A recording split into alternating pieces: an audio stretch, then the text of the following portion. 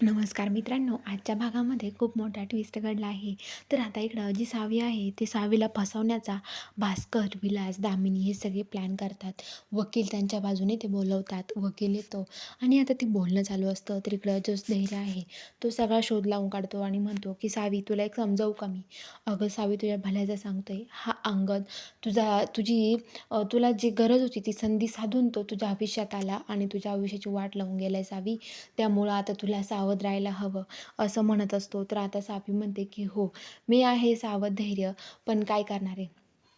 धैर्य म्हणतो, की "हे बघ सावी, तुला आता ही केस कोर्टामध्ये जाणार आहे, त्यामुळं तुला ही केस लढवावं लागणार आहे सावी. आता तुला हारून चालणार नाही आहे सावी." इकडं अंगद आणि ते बोलतात आणि आता सावीचा फोटो तिथं लावतात आणि सावीच्या फोटोला चुकीची खूण ओढतो तो वकील. म्हणतो, की "हे बघ, आता नाही कोर्टामध्ये या सावीच्या अ, तिच्या ॲब्रूच्या झिंधड्या उडवल्या ना, माझं नाव पण वकील नाही. आता मी बघत राहा काय करतो." असं तो दामिनी त्यांना म्हणतो. दामिनी म्हणते, की "तुला पाहिजे तेवढे पैसा फेकेल, पण मला हिची आबरू गेलेली आवडेल." आणि तो लगेच सावीच्या याच्यावरती लाल पेनाने खून ओढतो चुकीची आणि म्हणतो, की "पोरीची आबरू जाणार आता. कोर्टामध्ये नाही चिंध्या केल्या ना, तर बघत राहाय सावी," असं म्हणतो.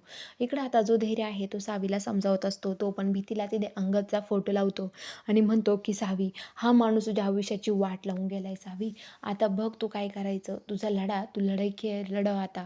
कोर्टामध्ये तूच जिंकून आली पाहिजे सावी," असं म्हणतो. आणि आता लगेच जे अंगद ते आहेत, ते अंगद ते म्हणतात, की "ठीक आहे." अंगद ते आता खूप टेन्शनमध्ये अंगद तिकडं असतो. तर आता इकडं दामिनी त्या म्हणतात, की त्यांचा प्लॅन सक्सेस झाल्यामुळे त्या खूप खुश असतात, खूप आनंदी असतात. तर आता इकडं लगेच वकील आणि सावी समोरासमोर येतात आणि त्यांच्या दोघांमध्ये आता पुन्हा एकदा वकिलामध्ये, कोर्टामध्ये सावीची केस चालू होणार आहे. बघूया पुढील भागात काय घडतं. बघायला चॅनलला सबस्क्राईब करा.